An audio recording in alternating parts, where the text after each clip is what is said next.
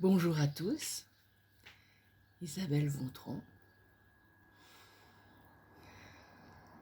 Être dans la nature, c'est magnifique. Entendre le cuicui des oiseaux, le vent, la nature. Aujourd'hui, je ne vais pas vous parler de la nature, j'en avais déjà parlé. Je vais vous parler de la frustration. La frustration, c'est quelque chose qu'on aurait aimé faire et qu'on n'a pas fait. Quelque chose qu'on aurait aimé créer, qu'on n'a pas créé. Quelque chose qui nous a empêchés d'être ce qu'on est réellement. Alors bien sûr, il y a la gorge qui peut un petit peu se bloquer. Quand la gorge se bloque, c'est vraiment un signe qu'il y a une création qui ne s'est pas mise en place. Quand la voix est voilée, comme là, maintenant, c'est aussi une manière où on n'a pas cette création. Alors bien sûr, c'est qu'est-ce qu'on s'autorise à être, qu'est-ce qu'on s'autorise à faire, qu'est-ce qu'on s'autorise simplement à vivre. Est-ce que c'est encore des blocages qui viennent du passé, qui nous empêchent d'être par rapport à l'éducation que nous avons reçue, par rapport aux mémoires que nous avons encore? Et ces mémoires, bien sûr, ont tendance à nous bloquer par rapport à l'a priori qu'on aurait des autres, ce que les autres vont penser aussi. Donc du coup, on se frustre. On ne s'autorise pas à être soi-même. On est dans quelque chose qui n'arrive pas à s'exprimer directement. Et donc, on en veut à tout. On en veut aux autres, on en veut à la terre entière, on en veut aux situations qui se mettent en place autour de nous. Et pour finir, ça n'aboutit à rien. Parce qu'en soi, ça n'aboutit à rien.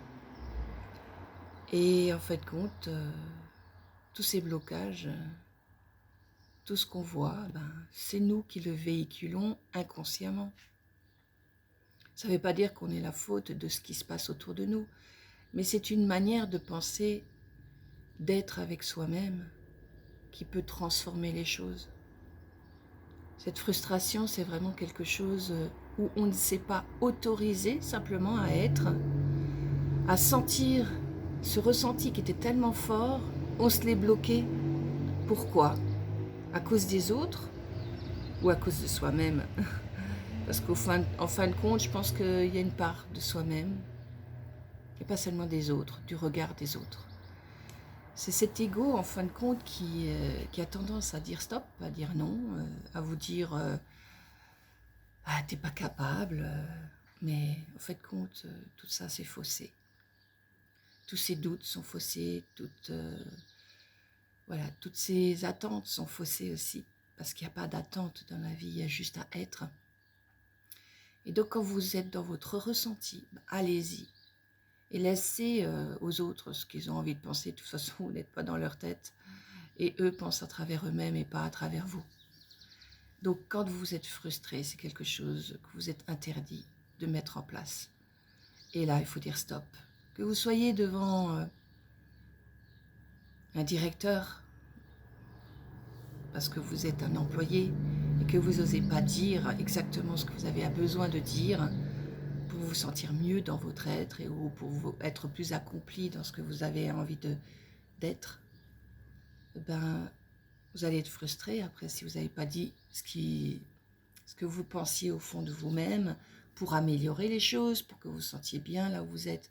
Dans votre famille, c'est pareil, si vous ne dites pas à votre mari ou à votre femme, vraiment au fond de vous-même, ce que vous attendez par rapport à vous, pas par rapport à elle. Parce que si vous voulez elle ou lui le changer, vous ne pourrez pas. Vous ne pourrez pas changer l'autre. La seule chose, c'est vous-même que vous pouvez changer.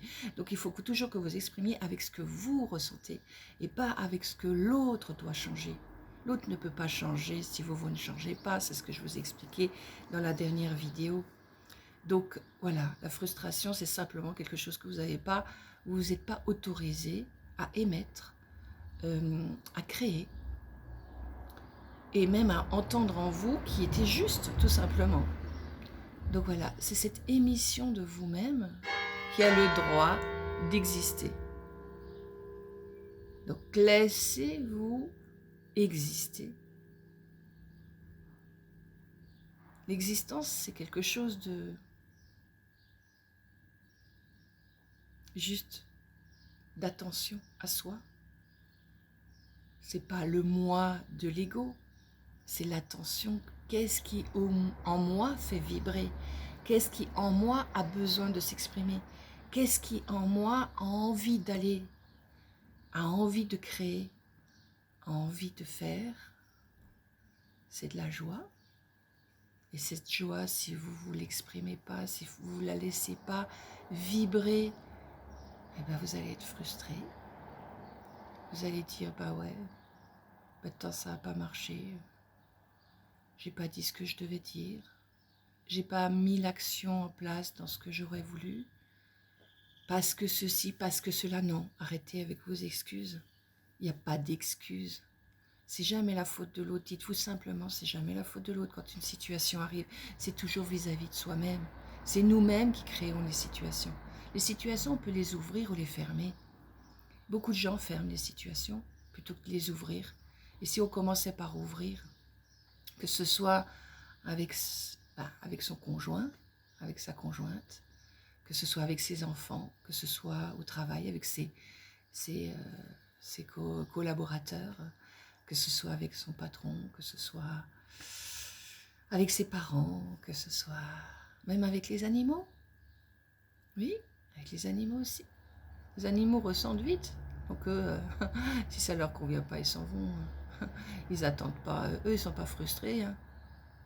Ils mettent en place directement. Je veux pas. Ça me plaît pas. Ça me plaît. J'ai besoin. J'ai pas besoin. Voilà. C'est beaucoup plus simple avec les animaux. Avec les enfants aussi. Avec les enfants aussi, ils sont encore dans cette énergie-là où il n'y a pas de stop, où ils expriment directement ce qu'ils ont besoin ou pas. Et la réaction de l'autre, ils s'en fichent. Parce qu'en fait, quand ils sont vrais. Et quand on est vrai, ben, on aboutit à quelque chose de vrai, souvent. Mais l'autre peut être frustré parce qu'il va agir d'une certaine manière et c'est pas la manière dont il voulait agir. Donc si c'est pas la manière dont il voulait agir et qu'il a agi de cette manière-là, soit il l'a eu d'un endoctrinement, parce que dans la famille on fait comme ça, parce que mes parents faisaient comme ça. Donc là c'est faux. Hein. On est de nouveau dans une frustration parce que on a émis une certaine manière d'être et qui n'est pas la nôtre. Donc soyez vous, n'attendez rien de l'autre, parce qu'il n'y a rien à attendre de l'autre. Mais par contre, écoutez-vous. Quand vous avez besoin de quelque chose, dites « j'ai besoin pour mon bien-être, j'aimerais. Je sens que ça, c'est pas bon pour moi, je préférais comme ceci.